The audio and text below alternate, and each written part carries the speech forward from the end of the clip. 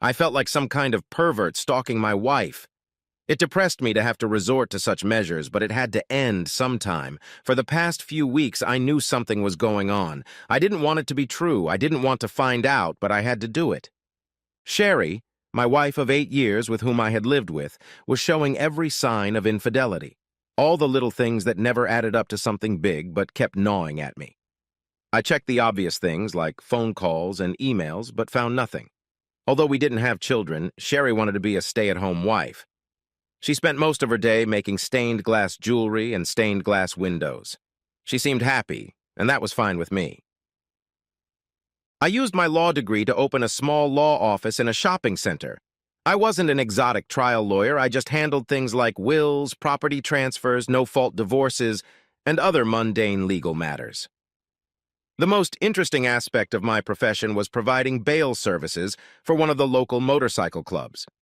I did not provide the bail, but simply worked between the bail bond company and the club to make sure everything went well.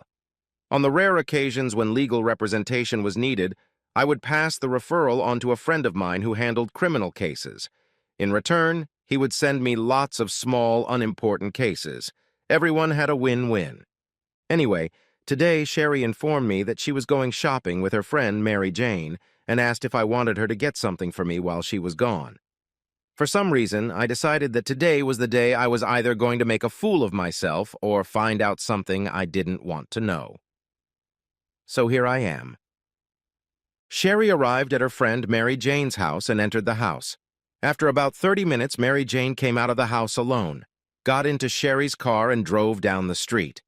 I had a GPS tracker on my car, so I didn't follow her. About 20 minutes later, a guy on a brand-new Harley-Davidson touring motorcycle pulled into the driveway. He was dressed like a biker, but something was off. He entered the house without knocking. I managed to get one clear shot before he entered the house. I waited about 10 minutes and took some good shots of the bike and license plate. A half hour later, I was at Parkview Plaza looking for Mary Jane. On the way to the mall, I checked the license plate number. Mary Jane was relaxing as best she could on one of those crappy plastic chairs in the food court. She jumped slightly when I sat down next to her with my coffee. "John, you scared me. What are you doing here?" I tried to get comfortable, which was nearly impossible. I didn't bother answering her. I just sat there and sipped my coffee. It was black and hot. I was never really into all these new fancy drinks they called coffee. She was getting nervous. I laughed to myself as I watched her fidget in her chair, trying to figure out how she could handle the situation. I decided to let her off the hook. "Relax, Mary Jane. I know where she is. I know who she's with, and I know what she's doing. I don't care about that anymore." She brought her hands up to her face. "Oh, shit!" I expected more, but nothing followed. I expected a string of stamps. "Tell her to stay at your place. I'll send all her stuff over later. Any questions?" She only shook her head as I walked away. The meat pit started out as a bar-restaurant, but eventually turned into a biker bar that served excellent brisket. It wasn't what you'd call a family place. They had a pretty good straight business on the weekends, but weekday evenings were pretty rough. As soon as I walked through the door, Hector Turpin extended a cold, long neck to me. "Welcome to our home, counselor. We don't see you very often." It was the middle of the afternoon, but at least 20 members were enjoying the atmosphere. "Are we in some kind of trouble, counselor?" "No, you're all right. I, on the other hand, have a bit of a dilemma." Hector and I and a few other club members had a small conversation around the round table. Terry Evans seemed to be a regular at the pit on weekends. He was one of those people who liked to think they could fit in. They immediately recognized the bike and his picture. Grinning widely, Hector told me he'd take care of everything. There was nothing more I wanted to know. There was still plenty of time, so I headed home. An hour later, all of Sherry's clothes and personal belongings were neatly packed into black garbage bags. I was amazed that I could fit it all in the car. If she needed furniture or appliances, she would have to meet me later. Her car was parked at Mary Jane's, but she hadn't left the house. I put all the bags on the porch and quietly walked out. From the window, I could see Mary Jane watching me. Sherry never called. No messages, no emails, no excuses. True, I had to make another trip to deliver all her hobby supplies. I just put them on the porch.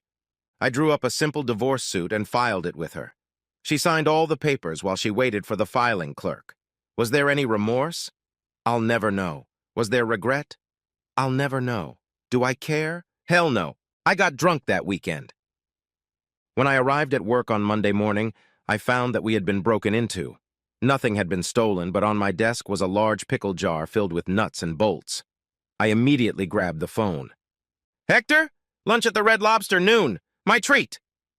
Of course, I had to leave a message. There was no way he'd be up that early. He ordered the fisherman's platter and had 2 servings of cheddar cookies. "Do you want to know, my friend? Or would you prefer I keep you in the dark?" "I'm fine, Hector. Give me all the details." Dude came in around 4. 2 of the guys started chatting him up and invited him to play 8-ball. He was ecstatic because he'd never been included in a game before or even noticed. We skipped dessert, but ordered coffee. My main man, Butterball, took 2 prospective customers outside, gave them a toolbox, and told them to completely disassemble his motorcycle. All the nuts, bolts, and screws were to go into a pickle jar. To make it easier, they didn't have to disassemble the engine and transmission. It took them almost 3 hours. When they were done, they brought out the pickle jar. They poured us coffee. The guys suddenly stopped playing 8-ball and left. Butterball's old lady Kiki walked over to Evans and whispered in his ear. He looked around and slowly headed for the door. He cast a glance at the pile of parts where his bike lay and rode away.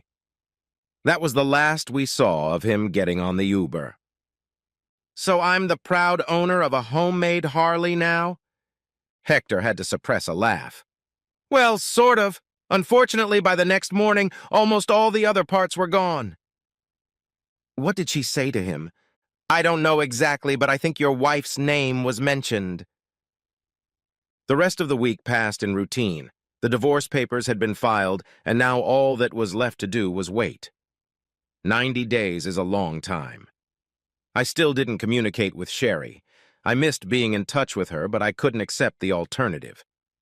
To kill time, I called Monsanto Automotive, where Terry Evans worked. He no longer worked there and left no forwarding address. An acquaintance at the local law enforcement office said there was no report of a damaged motorcycle. 2 weeks later, I ran into Mary Jane again at the mall. It wasn't planned, just a chance encounter. She was sitting in the food court with a cup of coffee. I don't know why, but she looked a little depressed. "Mind if I join you?" I didn't shock her this time. She just smiled and nodded. We were silent for a few minutes. Finally, she let out a small sigh. "John, I'm sorry I messed up your marriage." "You didn't." "She did. But I helped her. I did everything I could for her.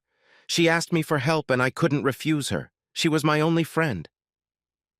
For a few more minutes, we sat in silence. "Is she with him now?" "No.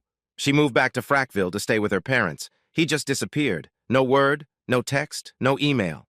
One day he was here, and the next day he was gone." "Was she upset?" "She was upset about losing you, but not at all about him." I guess my next question should be, why did she do it? But you know, I don't want to know. Thank you for your time, Mary Jane. I think I saw a small tear as I left. It was a slow day at the office. The final divorce was still 2 weeks away. I was trying to guess how many nuts, bolts, and screws were in the pickle jar. I couldn't help but wonder what it was that Kiki whispered in that guy's ear. I guess I'll never know.